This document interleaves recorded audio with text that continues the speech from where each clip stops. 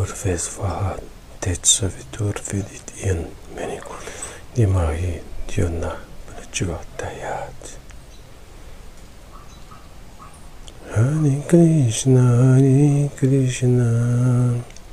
Krishna Krishna, Hare Hare, Hare Rama, Rama Rama, Hare Hare, Hare Krishna, Krishna Krishna, Hare Hare, Hare Rama, Rama Rama, Hare Hare, Hare Krishna, Krishna Krishna, Hare Hare, Hare Rama, Rama Rama, Hare Hare.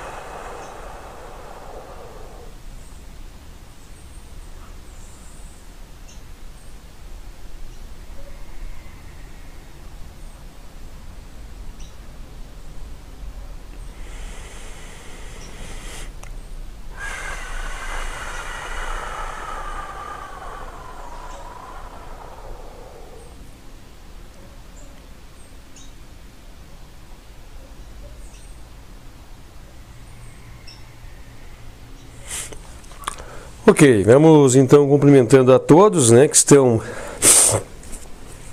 acompanhando mais uma vez, né, os nossos vídeos encontros. Satisfação plena nós estarmos aqui juntos, né, com vocês, para nós darmos continuidade a um tema tão importante, né, um tema de suma importância na vida dos praticantes de yoga, né, e por que não dizer também dos não praticantes, porque a yoga, ela é um caminho ou que você ou está consciente do caminho ou não está consciente do caminho, mas é o único caminho, né? O caminho que todos nós praticamos, porque se você é uma pessoa que se dedica às atividades mundanas, você está fazendo a yoga da ação, mesmo que não perceba, né? Você está realizando a yoga. Yoga, então, é o caminho. Feliz é aquele, né? Ou alegre é aquele que está já, né, visivelmente alerta para os caminhos do yoga, né? Com todas as suas escolas, com todos os seus mestres, toda a sua vertente de ensinamento, né? Com toda a sua vertente de ensinamento, com toda a sua vertente instrutiva, né?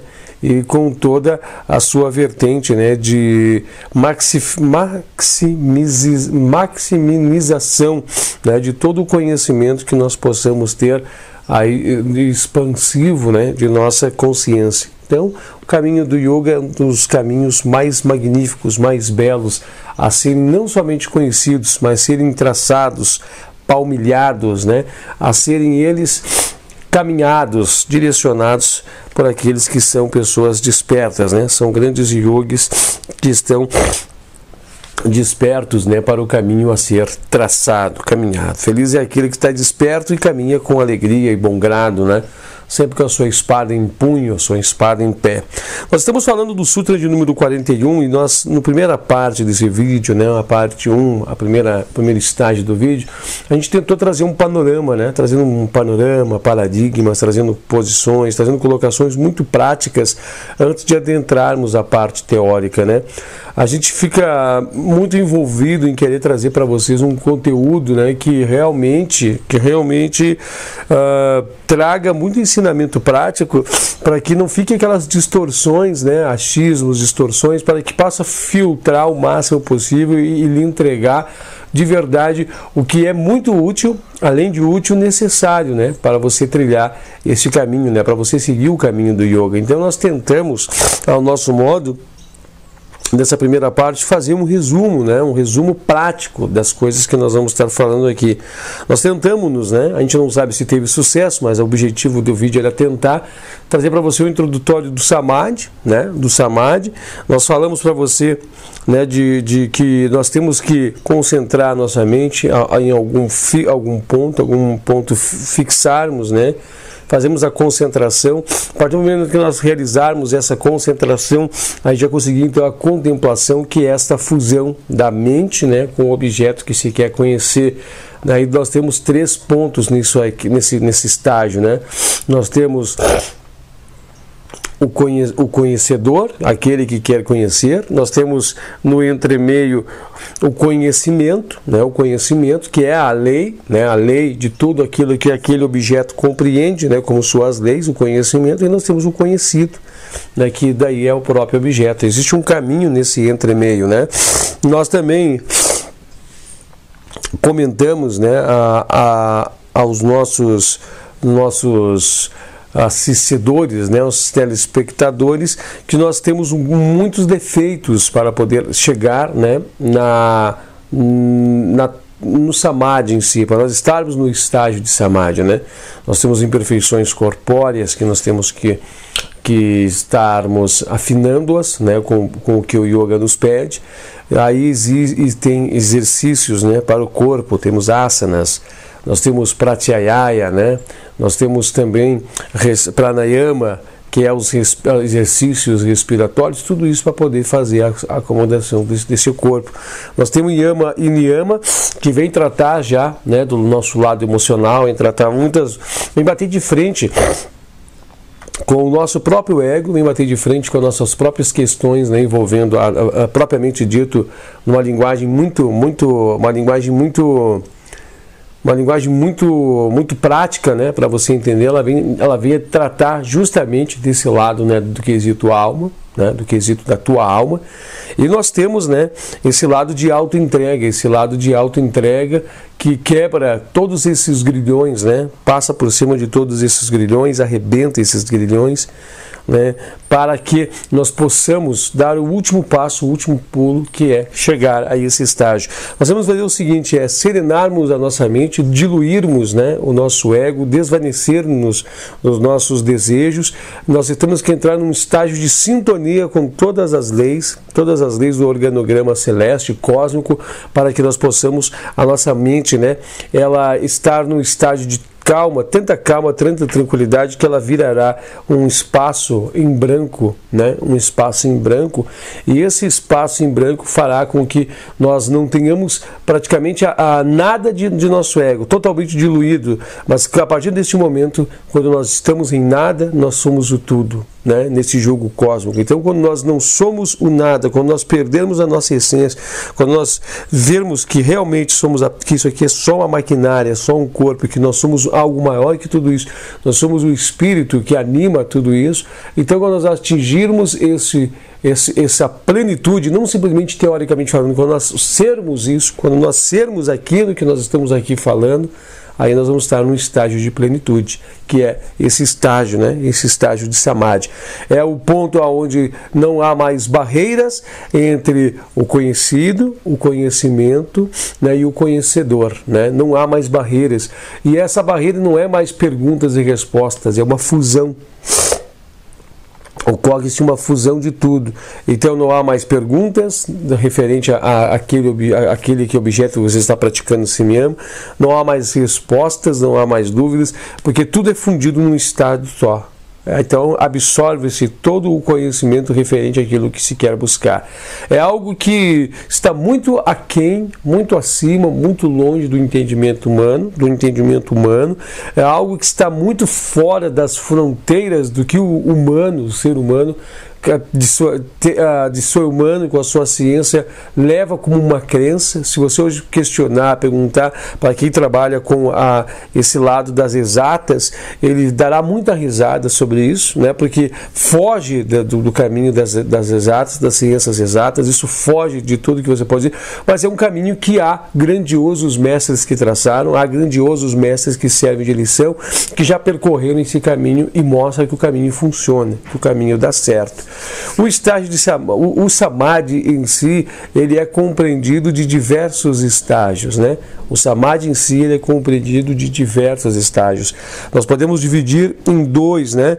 Nós podemos estar dividindo em Sabija Samadhi e Nirbija Samadhi. O Sabija Samadhi, né, ele é um estado que envolve uma particularidade em si, né? O Sabija Samadhi, ele envolve, né, uma realidade em si. Deixa eu só ver se eu não estou confundindo. Tá certo aqui, né? O Sabija Samadhi, ele é, na verdade, 4 estágios de Samadhi, né? Ele é toda a prática que o yogi faz a partir dos exercícios de yama e niyama, os exercícios de asanas, os exercícios de pranayama, os exercícios de pratyahara, né? Todo o exercício de dhyana, de dharana, né? De dharana, de dhyana, até chegar a Samadhi. Todos esses estágios, né? Essas 8 partes que envolve, nós podemos compreendê-las dentro de Nirbija Samadhi, a Sabija Samadhi. Porém, nós temos que entender que Sabija Samadhi, o Samadhi verdadeiramente falando, ele começa quando você entra nos primeiros portões de Samadhi, né? Quando você está atingindo, né, o primeiro estágio de Samadhi, que é esse estágio, né, no qual nós temos o primeiro vislumbre, né, quando nós estamos no estágio de Vitarka, né, nós estamos no estágio de Vitarka. Posteriormente nós vamos a Vikara, né, Ananda e Asmita, né. Esses seriam os 4 estágios que nós temos dentro desse estágio chamado Sabija Samadhi. Corresponde a esses estágios aos veículos que nós temos, né, aos nossos veículos que nós temos.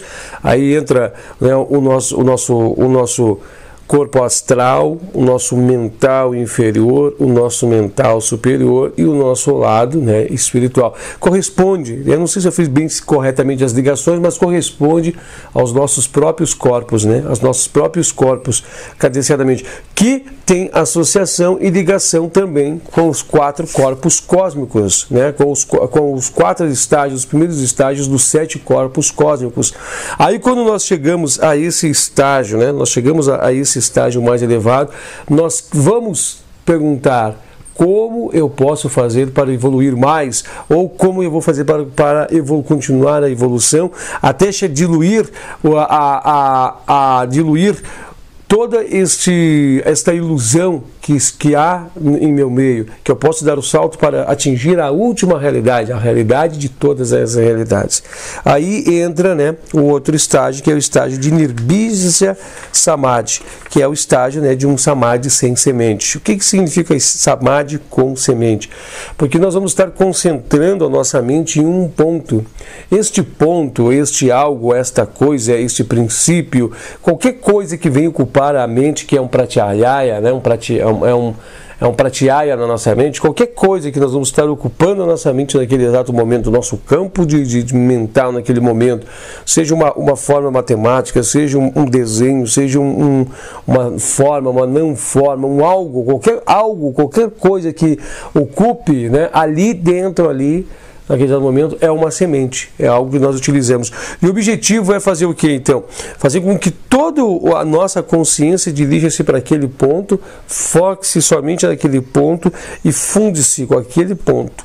Quando a nossa consciência entrar naquele ponto, a nossa consciência estiver naquele ponto, nós vamos estar fazendo a fusão, né, necessária para o todo, tá?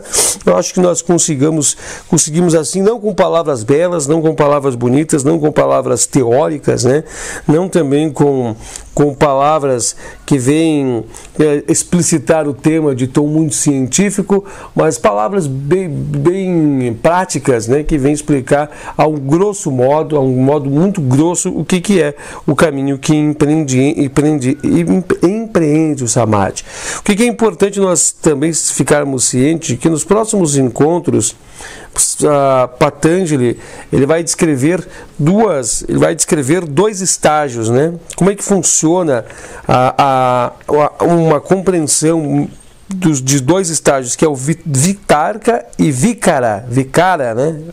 Esses dois estágios, né? De Vikara e Vitarka.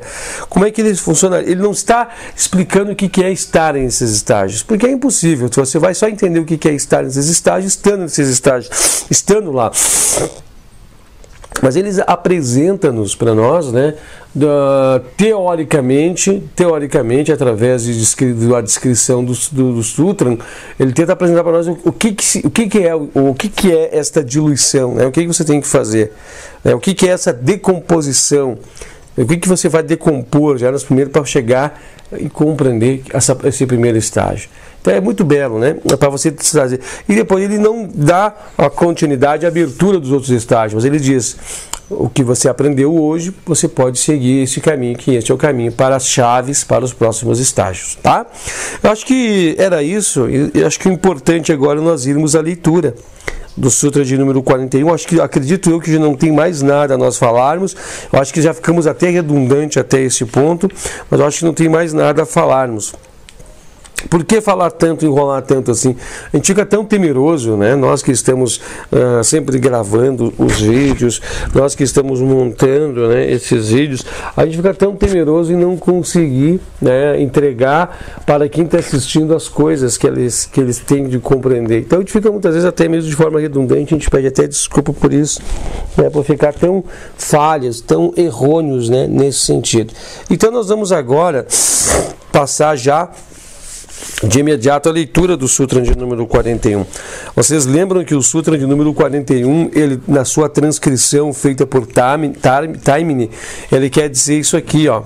No caso de alguém cuja a Chitta Vitris, essa palavra Chitta, nós temos que ver que ela compreende, né, mente, mas a mente é o todo. Lembra que nós falamos que a mente é o todo, a mente ela envolve até mesmo o meu corpo físico. A mente ela envolve até mesmo, né, o último reduto de atuação.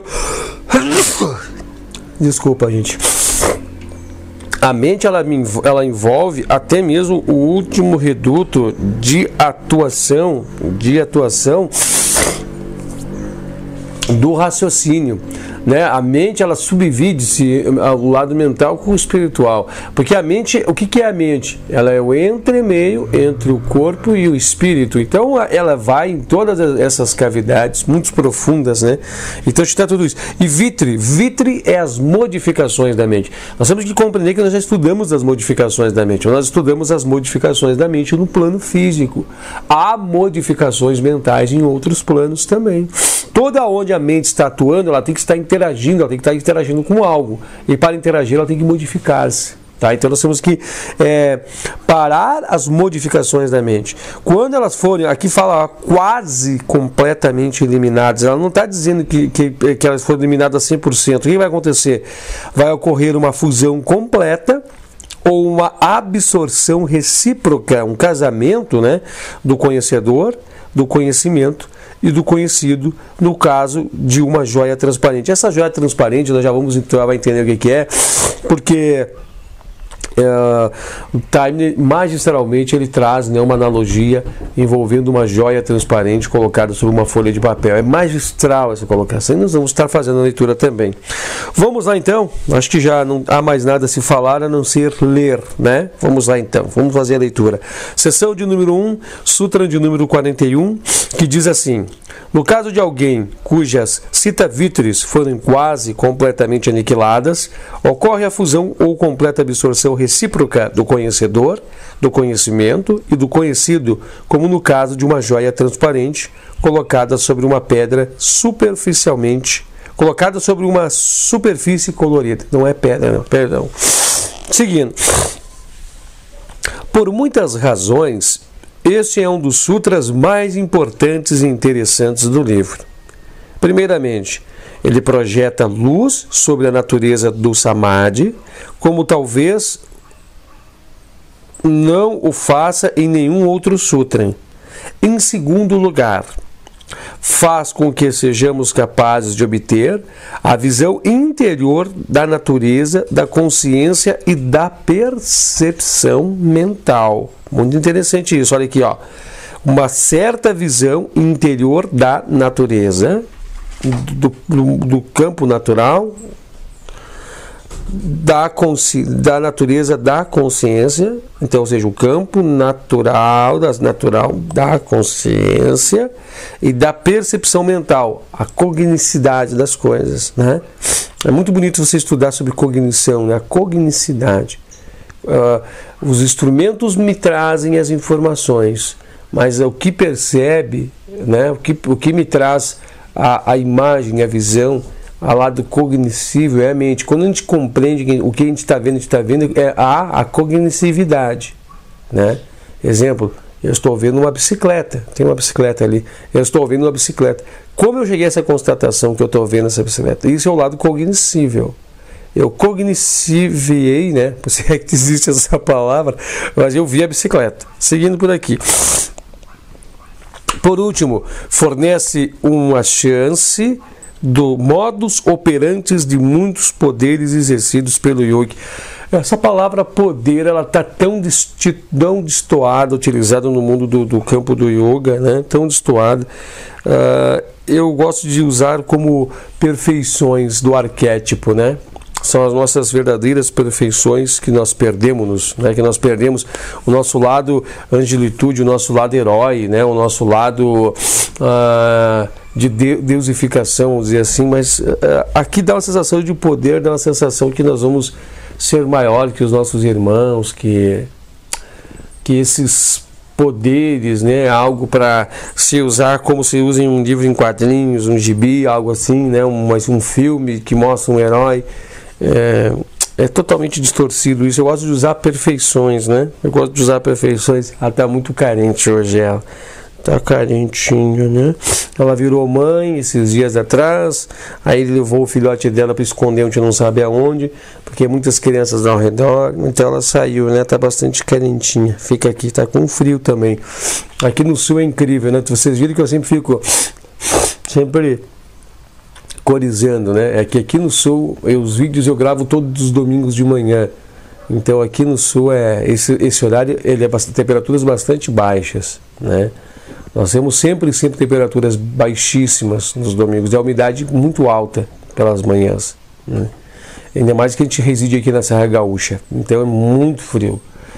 Talvez vocês de outras regiões não ficariam com roupas leves como eu estou aqui, porque a gente é acostumado ao clima daqui, mas é bastante frio. Deve estar a temperatura abaixo de 15 graus agora, nesse exato momento, mas para nós é normal isso, né? Claro que fica assim, mas tudo bem, vamos lá.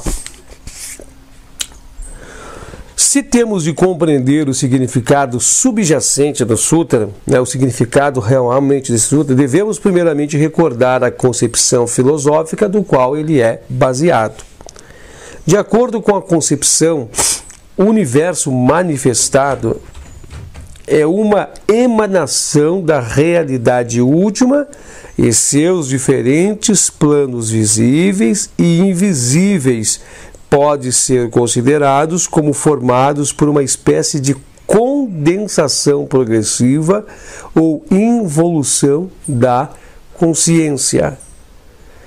Ou seja, para que nós tenhamos essa madeira aqui, o que nós temos que entender? Que tem que ter moléculas, né? Ó, profundamente observando, tem que ter moléculas. Nós podemos começar diferente. O que ela tem aqui? Ela tem elementos, é constituída de elementos.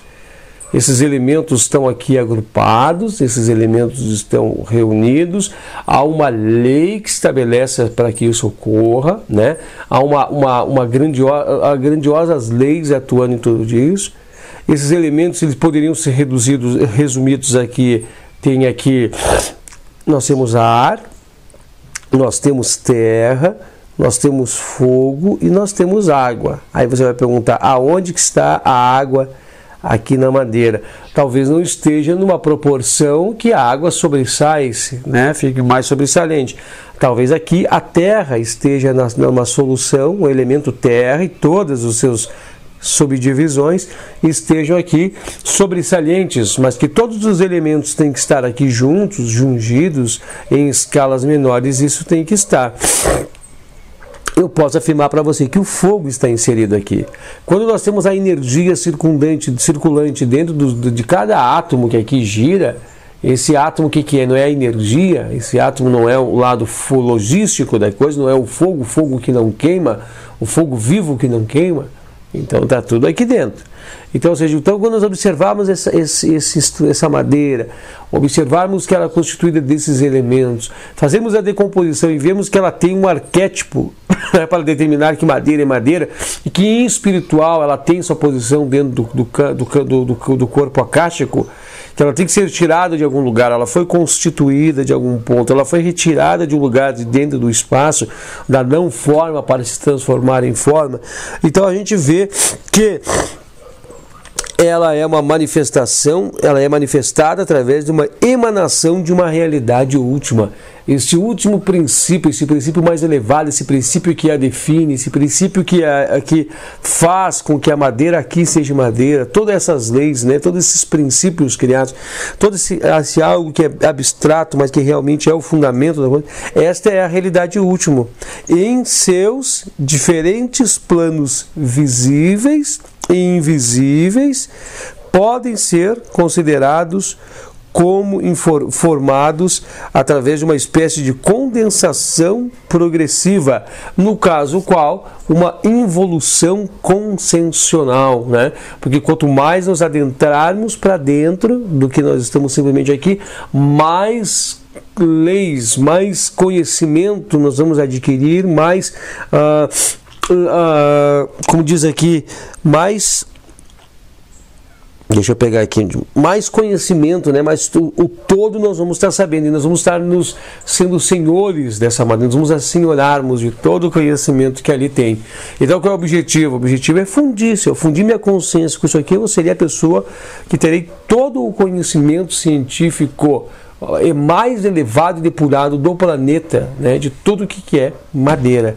Basta simplesmente conseguir fazer com que haja fusão em consciência com esse pedaço de madeira, para que eu conheça, para que eu faça ligação com o seu arquétipo, e tendo coligação com o seu arquétipo, que é a coisa que define que madeira é madeira, eu serei um doutor, um conhecimento amplo em todo o que é madeira. Não terei mais perguntas sobre isso. Tá entendendo? Então, esse que é o objetivo. Vou fazer assim, vou dar uma segurada no nosso vídeo. Nós já vamos estar voltando então para dar a continuidade à leitura, né? Aí aos Yoga Sutras de Patanjali, esse sutra na sessão primeira, o Sutra 41. Segura aí que já nós estamos de volta.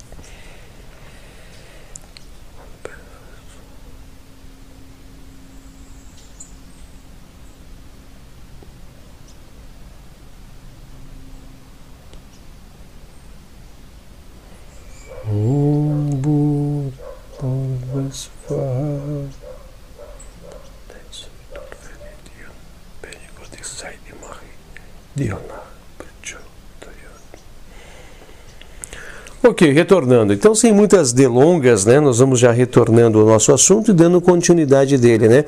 Então, assim, ó, progressiva ou involução de consciência. Em cada estágio dessa condensação progressiva, né, o que nós temos que entender? Nós temos, observa do alto, desse alto que eu te falei, né, observa desse mais depurado que eu estava ali comentando agora há pouco, né, da essência cástica, dos princípios, e vem descendo até chegar a esse estágio aqui. Esse estágio aqui é o estágio mais condensado, comparado ao menos condensado da consciência.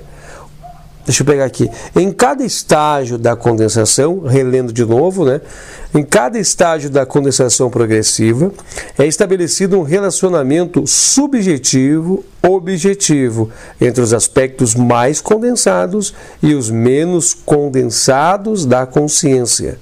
Os menos condensados assumindo a sua função subjetiva e os mais condensados assumindo a posição objetiva. Então, o que nós temos que entender aqui? O que é esta consciência que aqui fala? É a Maha consciência, é a consciência universal, é a consciência cósmica, É a consciência divina, é a consciência de Deus. O que a consciência de Deus está manifestando nesse exato momento. Essa é a consciência, e não a consciência humana. Esta é a consciência que está aqui estabelecendo nesse trecho aqui. E cada estágio dessa condensação progressiva, né, do princípio até descendo a esse ponto para chegar à madeira, para chegar a ser madeira, né, há então um desdobramento, né, estabelecido esse desdobramento, esse relacionamento subjetivo-objetivo. Subjetivo é as partes abstratas, as partes das leis, dos conjuntos de organogramas, de elementos e tudo mais. Isso é substrato para fazer virar o extrato, o objetivo. E cada estágio desse que vem fazendo esse casamento, esses que são 4 estágios, lembra que nós estávamos falando, né? Vitarka, vícara, vicara,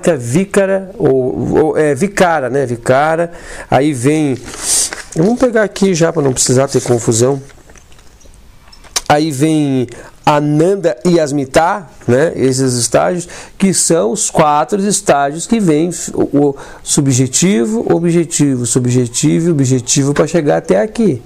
Né? Então, assim, quando nós estamos observando do ponto que nós estamos para cima, o objetivo, subjetivo está aqui. Mas se nós olhássemos de lá do alto, espiritualmente falando, aquele lá seria o objetivo e os outros planos em se desdobrando. Tá? Observem, tem que observar a perspectiva, mas a nossa perspectiva é olhar do ponto de cá, né? Ó, a realidade última na base do universo manifestado é o único princípio puramente subjetivo. O que é a última base? É estar praticamente conectado a Deus, é entender a consciência de Deus, né? A mente divina, a mente cósmica. Tá? É o último princípio subjetivo, enquanto todas as outras expressões parciais que surgem daquela realidade no domínio das manifestações, elas já adentram a dupla função subjetivo ou objetivo. Tá entendendo? Então, assim, o último princípio é a mente divina. O último princípio, a mente de Deus, a consciência de Deus, né? A mente de Deus. A partir dali começam os desdobramentos, né? Só que você tem que, né, tomara que você já tenha compreensão sobre esse tema, porque o que é a mente? A mente de Deus é tudo, né? A mente de Deus é onde está tudo, todos os elementos, toda a consciência, todas as manifestações, tudo o que nós sabemos, o que não sabemos, as probabilidades, se o universo é infinito, o que é a mente de Deus? Que criou o universo infinito? Aí tu começa a fazer o jogo cósmico, né? Vamos lá então. Subjetiva, aqui fala a função dupla, né? Subjetiva, objetiva. Subjetiva em relação àquelas expressões mais encobertas e objetivas em relação a menos descobertas. O que nós acabamos de falar aqui. Não somente há em cada ponto a possibilidade desse encontro do subjetivo com o objetivo, mas sempre há, onde quer que tal encontro aconteça, estabeleça-se uma definida relação entre os dois. Muito importante isso, vou repetir. Não somente há em cada ponto a possibilidade desse encontro do subjetivo com o objetivo, mas sempre onde quer que tal encontro aconteça, estabelece-se uma definida relação entre os dois. Ou seja,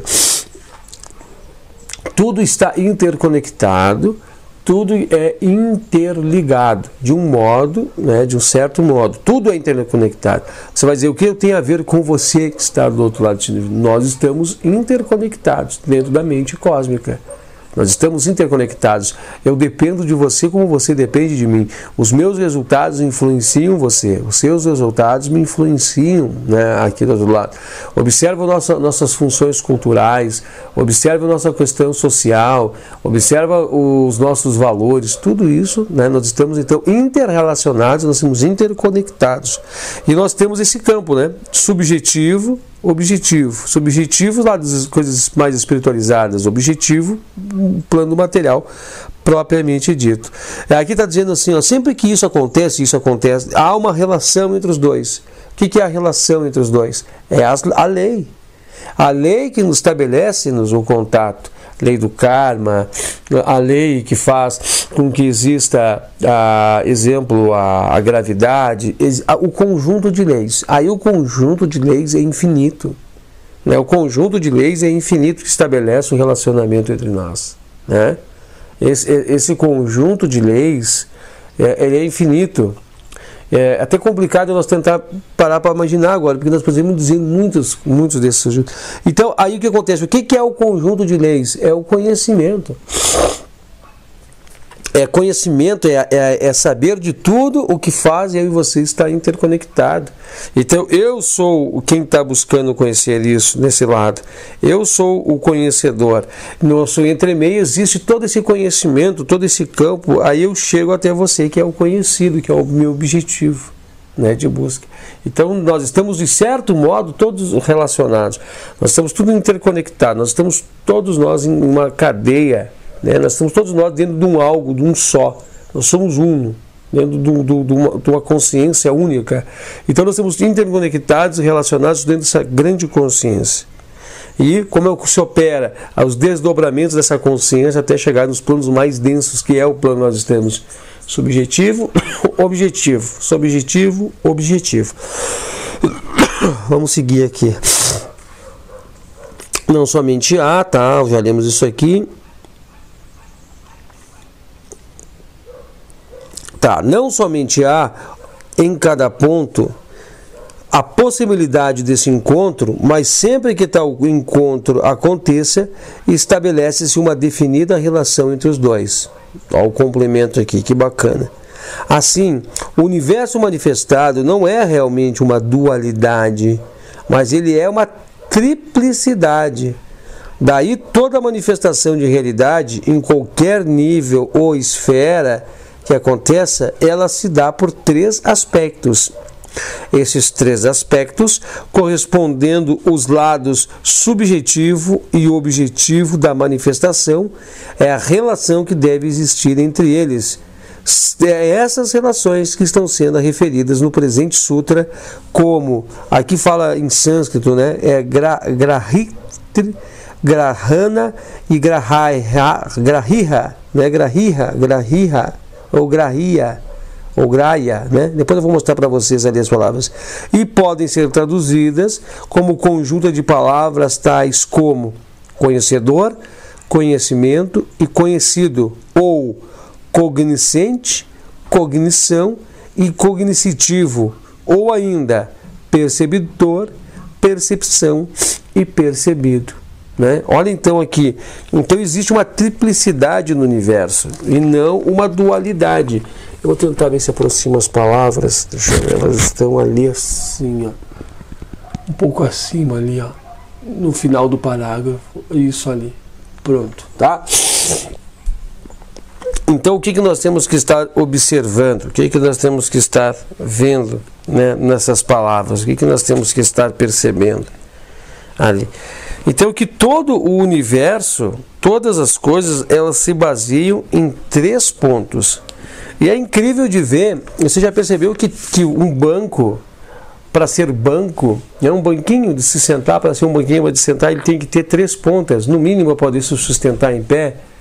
Com 2 pontas, um banquinho não se sustenta em pé, ele vira para um lado ou ele vai virar para o outro.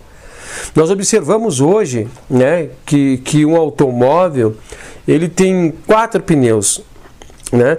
Mas nós observamos que por ter 4 pneus, ele com 3 ele daria um ponto de apoio, né? O 4 é mais para dar estabilidade, mas se quisesse 2 rodas na frente e uma roda atrás, ele teria os 3 pontos e daria o ponto de apoio. Aí você vai ver que a moto tem 2 pontos de apoio, mas a moto se sustenta, porque há o 3º ponto que faz o equilíbrio, que é o próprio piloto em cima da moto, é o próprio agente. Então, se você começar a fazer essa analogia, essas comparações, você vai ver que todo o universo se sustenta em 3 pontos, né? O passado, presente, futuro, né?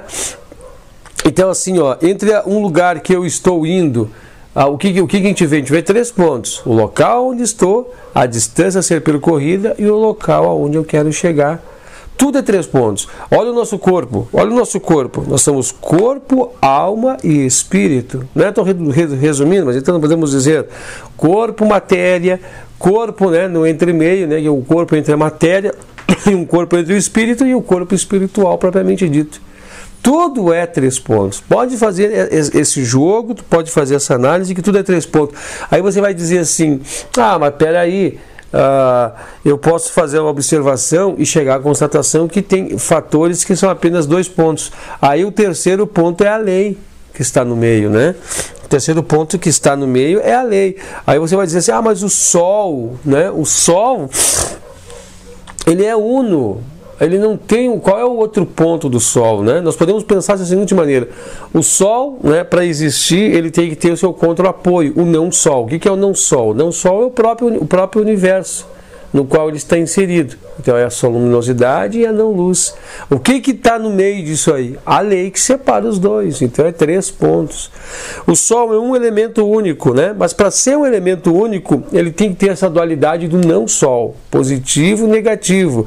E o que separa essas duas dualidades, do Sol para o não-Sol, para que o próprio Sol possa existir de modo físico, esse Sol físico que nós estamos olhando, que de forma espiritual ele é magistral? A lei que o separa. Então tudo é 3 pontos. Tudo está baseado nessa concepção trina. O passado, o presente, o futuro. Nós acabamos de falar tudo isso agora, né? Tudo está baseado nessa concepção trina. Olha aqui, ó. Eu estou apoiado entre os 2 joelhos e estou apoiado com a terceira parte, que é a parte dos meus glúteos, né? do corpo. Então eu estou apoiado em 3 pontos nesse exato momento. Nós podemos resumir em 2, né? As pernas como sendo um e esse terceiro. Eu tenho o tronco para me dar um equilíbrio. Tudo está baseado em 3 pontos. Você pode estar buscando entender isso, né? Exemplo, esse livro aberto. Qual é os 3 pontos desse livro aberto? Primeiramente, a sua forma, né? Ele está aberto, então ele está em posição contrária ao não aberto. Já vira uma dualidade, né? Entre o fechado e entre o aberto. Ele já está na contrapartida. E o que separa os dois? A lei que está inserida no meio para que isso ocorra. Então são 3 pontos, né? Tudo é assim. E nós podemos dizer cognoscente, cognição, cognoscitivo. Mas eu acho que para nós entendermos conhecedor, conhecimento e conhecido é fundamental. Para se entender como é que funciona esse organograma do coisa. Então tu percebe que nós estamos num ponto, nós temos que atravessar um ponto para chegar ao outro ponto. Para fundir, na verdade, os pontos, né? Nós estamos em um lado, nós queremos chegar do outro lado, mas há uma ponte no meio. Então nós temos que cruzar a ponte e fazer fundir-se tudo em um só, né? Unir tudo em um só, os pontos. É fantástico, gente, o Samadhi, né? Então aqui, ó, este fato fundamental, implícito na manifestação de que o um tornou-se 3 e é a base misteriosa, identidade existente entre os 3 componentes aparentemente diferentes da triplicidade. Tudo isso é devido ao fato da realidade una ter se tornado trina, como é possível produzir trina, que é possível produzir a fusão dos 3 em um. Eu estava me lembrando agora aqui sobre que o pessoal fala, né, pai, filho, é pai, mãe e filho, né? É trino, pai, mãe e filho. É trino, são separados, como fundir num só, retornar ao estágio, né? Onde estavam nos seus elementos. É incrível, gente, está tudo aqui. Eu vou ler de novo esse parágrafo que eu titubeei ao ler, né? Este fato fundamental implícito na manifestação de que o a unidade de tudo tornou-se 3, é a base misteriosa, é a base da misteriosa identidade existente entre esses 3 componentes aparentemente diferentes da triplicidade. É devido ao fato de que a realidade una ter se tornado trina que é possível produzir a fusão dos 3 em um. Então, o que está dizendo aqui? Que é graças a essa constatação, é graças a essa definição que há a possibilidade de nós retroceder Se nós nos encontramos desmembrados em triplicidade, há como nós retroceder e unir o trino em uno de novo, né? Estabelecer a conexão e unir tudo isso, esses três componentes. Se você conseguir unir os três componentes, pronto, você uniu a triplicidade de novo, né? Você conseguiu ter o contato, fazer o retroceder, o retrocesso para ter o contato, né? Vamos seguindo aqui. Hoje é o teu dia, né? Hoje é o teu dia. Vamos seguindo aqui.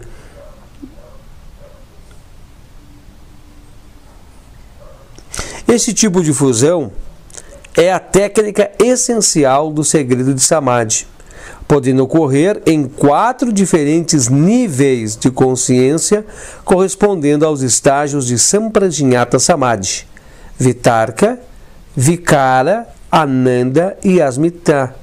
Mas o princípio essencial para a fusão dos 3 em 1 é o mesmo em todos esses níveis, e o resultado também é o mesmo, isto é, a conquista do conhecedor, do conhecimento perfeito e completo do conhecido.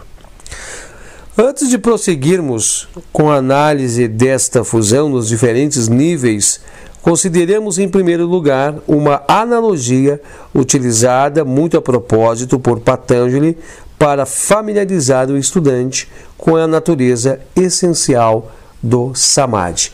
Será que nós vamos ter tempo para poder passar? Porque é interessante nós observarmos bem esse ponto. Eu vou ler lá toda a corrida, tá? Depois tem umas dissertações aqui nessa analogia. Se colocarmos uma pequena peça de pedra comum, sobre uma folha de papel colorido, a pedra não será de modo algum afetada pela luz colorida proveniente do papel. Ela se destaca contra o papel como se isso se devesse à sua impenetrabilidade à luz que emana do papel. Se colocarmos um cristal incolor sobre este papel colorido, imediatamente notaremos uma diferença no modo como se comporta em relação à luz que é emitida do papel. O cristal absorverá parte da luminosidade do papel e assim parecerá, pelo menos em parte, ser semelhante àquele papel. O grau de absorção do cristal pela luz do papel dependerá da transparência do cristal, a ausência dos seus defeitos em sua substância.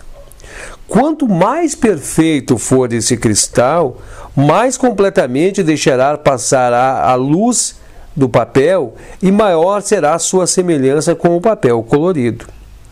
Um cristal de perfeita transparência, sem defeitos internos ou cor, tornar-se-á tão completamente assimilado ao papel, ao ponto de quase desaparecer em meio à luz que ele emite, que o papel emite. O cristal vai estar lá, mas em uma forma invisível e emitindo apenas a luz do papel sobre o qual ele está repousando. Convém notar que é a ausência no cristal de qualquer defeito, características, marcas ou qualidades próprias que possibilita que sua completa assimilação com o papel sobre o que ele está colocado. Mesmo que esteja um simples traço de cor em um cristal que seja perfeito sobre outras condições, impedirá que ocorra essa completa assimilação. O comportamento da mente em relação ao objeto de contemplação é notavelmente semelhante ao cristal em relação ao papel colorido. Qualquer atividade, impressão ou propensão da mente que ela tenha fora do objeto de contemplação, ou seja, do papel colorido nesse exemplo, impedirá que ela venha se fundir completamente com ele. Só quando a mente estiver, por assim dizer, aniquilado totalmente a si mesma e destruída sua identidade independente, é que ela pode tornar-se assimilada ao objeto de contemplação e brilhar com a pura verdade entesourada neste objeto. Deu para entender? Então, quando eu conseguir livrar-me de todos os defeitos da minha mente, quando eu conseguir deixar, por assim dizer, minha mente branca, luz transparente, quando eu conseguir eliminar todos os meus defeitos, quando eu conseguir purificar-me, quando eu conseguir trazer estabilidade ao corpo, estabilidade, né? O pratyahara, que é desligamento dos sentidos, pranayama, que é a técnica que faz com que isso ocorra, quando eu tiver tudo, né, pronto, e eu tiver dentro da minha mente, eu vou fazer a dissolução do eu. Aí minha mente vai estar tão calma, tão serena, tão branca, tão limpa, que ela vai, com o objeto que está lá no íntimo, para a contemplação, ela se funde com o objeto. Ela perde sua identidade e ela funde-se com o objeto, semelhante aqui, né? Esse cristal depositado sobre esse papel colorido. Ele se desaparece sobre o papel. Ele parece que é o papel. É isso que acontece no estágio de Samadhi. Agora tem uns detalhes que é interessante, umas palavras-chave que é interessante entender. Consideramos por alguns momentos os vários fatores que impedem esse processo de assimilação. Antes de mais nada, vêm as várias tendências, algumas de caráter quase instintivo, que transmitem fortes preconceitos à mente. A própria, como é que chama agora? Me fugiu o nome.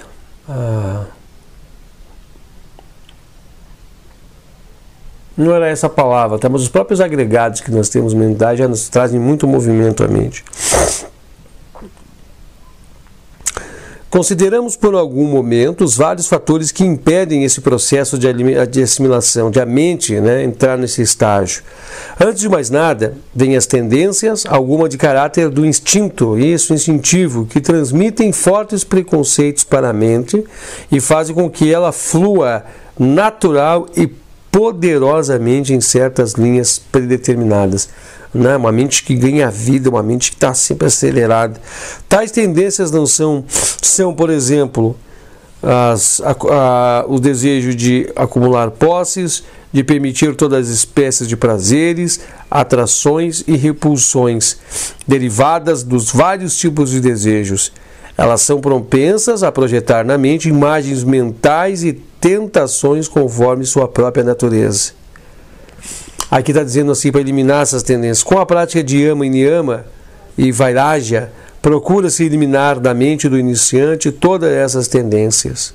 Depois, vêm as impressões sensoriais, provenientes do contato dos órgãos dos sentidos com o mundo exterior. Ao longo das vias dos órgãos dos sentidos, flui uma corrente contínua. Eu acho que eu estou acelerando aqui, né? Eu vou fazer assim, nós vamos segurar essa parte aqui. Nós vamos segurar aqui, nós vamos dar continuidade então já no próximo encontro. Não adianta nós acelerarmos assim, desse jeito, né? Aqui já está dizendo por que a nossa... Né? Ele já está dando um salto aqui, o próprio time, dizendo-nos o que nós temos que entender então. Mas nós temos que voltar a essa analogia aqui para nós podermos entender essa analogia. Tu percebe que o cristal é a nossa mente, nessa analogia, né? O cristal é a nossa mente. A folha do papel colorido, nós podemos dizer que é o objeto que nós queremos buscar o conhecimento dele, né? O objeto que nós queremos buscar o conhecimento é a folha de papel colorido. Preste atenção que ele fala folha de papel colorido, ele não fala folha de papel branca. Ele está falando colorido. É muito importante que você guarde isso, tá? Quando fala flor de papel branca, a cor branca é onde contém todas as cores. O branco é a perfeição, né? Nós não temos aqui a olho nu como ter contato com a cor branca, o alvo verdadeiro, né? A cor alva, a verdadeira. Porque o branco, dentro do espectro, ele é o detentor de todas. Então, quanto mais branco for, mais perfeito é. Mas tudo está dentro da cor branca. Observe que a luz do sol não é branca, né? Observe que a luz do sol é amarelada. Então a luz do sol já vem, né, com os traços já destoados, já não é puro, né? Não é puro. Então quanto mais branco, todas as propriedades ali. Aqui fala luz colorida. Então você percebe que não é ainda a verdadeira profundidade da consciência. É a ato da consciência divina. É coisas que nós estamos observando, vendo, que não é o todo, que é o fragmento. Aqui fala a pedra é a nossa mente. Quanto mais pura a nossa mente tiver, mais dilapidada, mais harmonizada, mais projetada, mais pronta, mais assimilação nós vamos ter com aquele papel colorido, que é a consciência divina. Então mais nós vamos estar nos fundindo, mais nós vamos estar, né, casando-nos, fazendo a fusão para que nós tenhamos o conhecimento. E como que se dá com o conhecimento? O lado búdico começa a fluir muito intenso, gente. Muito intenso. Começa a vir dentro de ti as respostas, começa a sair de dentro de você todas as coisas que você tem que buscar, tudo que você tem que estar em contato. Você já sabe o que tem que caminhar, você apenas caminha naquela direção, você simplesmente vai naquela direção. Né? O que está dizendo aqui? Que os defeitos, os mínimos defeitos, né, que há nesse cristal, ele impede que ele se funda com esse material colorido. O que é os defeitos? O nosso defeito de personalidade, o nosso defeito de caráter, o nosso defeito instintivo, o nosso desejo de acumular, o nosso desejo de nossa raiva, nossos defeitos, os mínimos defeitos que nós tivermos, nos impede de que isso ocorra. Então acontece o que? Nós somos convidados a trabalhar os nossos defeitos, nós estamos sendo convidados, então, dentro do caminho do yoga, através de exercícios, né, a trabalhar, a polirmos para que nós consigamos polir a nossa pedra, deixar ela transparente, deixar ela translúcida, para que ela possa fazer essa absorção, né, ela possa fazer essa fusão, né, com aquela folha de papel. O importante é ver que ele diz folha de papel colorida. É dessa maneira que vai dar. Nós vamos começar a fundir nossa mente, nós vamos começar a entrar em estágio de samadhi com coisas que ainda não são a realidade plena, que são uma realidade, uma casca, mas nós vamos fazendo os desdobramentos, os desmembramentos e vamos cada vez mais adentrando para os campos espirituais até atingir a luz branca. Tá? Eu acho que isso é interessante nós segurarmos aqui. Nós vamos retomar no próximo encontro, né, esse nosso bate-papo, né? Então você não perca a parte 3, né, parte 1, parte 2, parte 3 desse vídeo, no qual nós vamos estar dando continuidade a esse tema tão importante, que é um tema que já adentra, né, o assunto aí de Samadhi. Obrigado a todos vocês que nos acompanharam, foi um prazer imenso mais uma vez estar junto com vocês e Namastê.